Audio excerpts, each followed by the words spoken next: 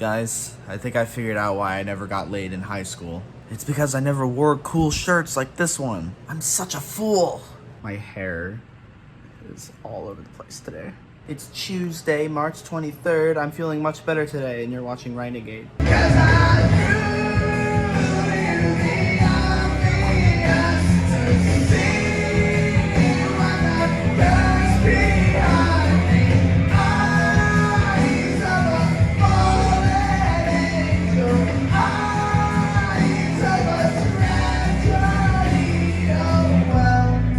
Monday night karaoke, baby. I threw you the obvious, but you still don't see me. It felt really good to release a lot of the inner emotion last night through song. I also had a little more to drink than planned, but not enough to where it started leading to issues, so that's no problem. I did, however, keep checking my phone over and over the entire night, double checking if my RYNEGADE from yesterday, as controversial as it probably was, lit any fires or pissed anyone off. And eventually it came to my attention that in my emotion-charged state of mind yesterday afternoon, I carelessly broke some of the unspoken rules of talking about politics on the internet. I'm sorry, baby. It was the heat of the moment. Talking politics on the internet can lead to disaster if left unchecked by these implied rules of the road. That's why it's very important that we go over each of them together today. Rule number 1, when you take the plunge that is talking about American politics on the internet, the first thing you need to make sure of is that you have a well-defined political party alignment. If you identify as neither a Democrat nor a Republican, your argument on any subject matter is likely to be left by the wayside, so be careful if you dare to criticize the likes of the Democratic Party's dear and glorious leader, Joe Biden. Because what I forgot is that if you criticize Joe Biden right now, that automatically makes you a Republican.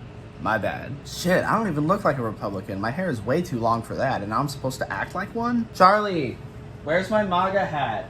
Or my AR-15? I can't find either of those anywhere. Charlie, do you know where my shit is? No. Yeah, me neither.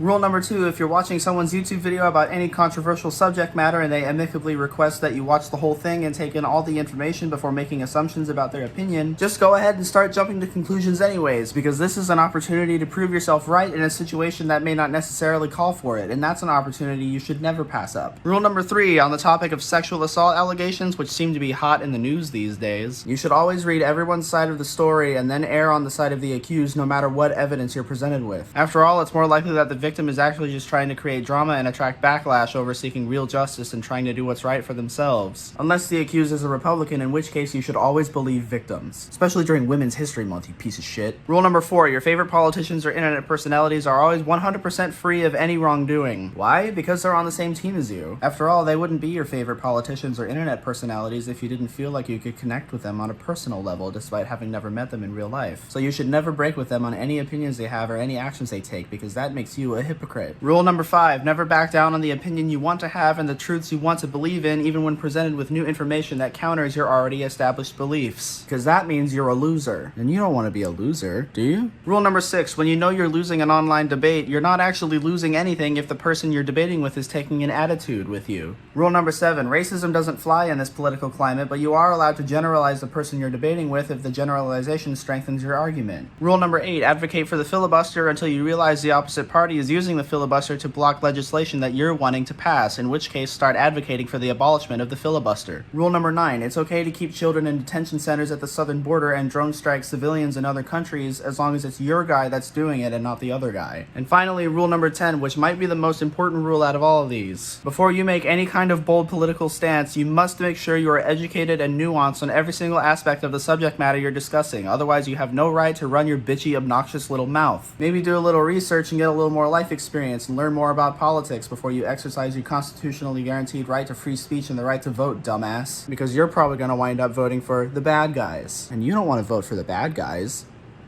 Do you? By the way, it seems as though the person that brought the allegations against Dan to light has admitted to using misleading evidence and is now walking back on their claims. The screenshots are being circulated everywhere, including my mentions literally seconds after I posted yesterday's video. And now, a situation that might have just been better off left to be handled in private by the people involved has left a permanent stain that can't be washed out.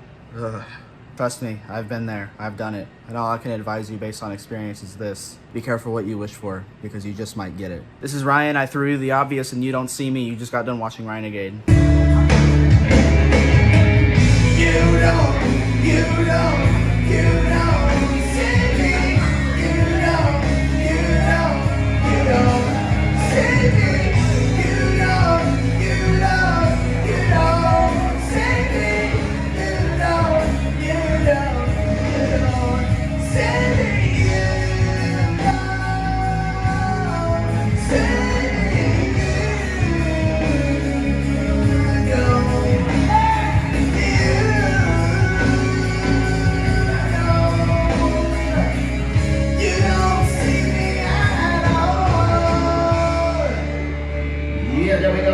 right.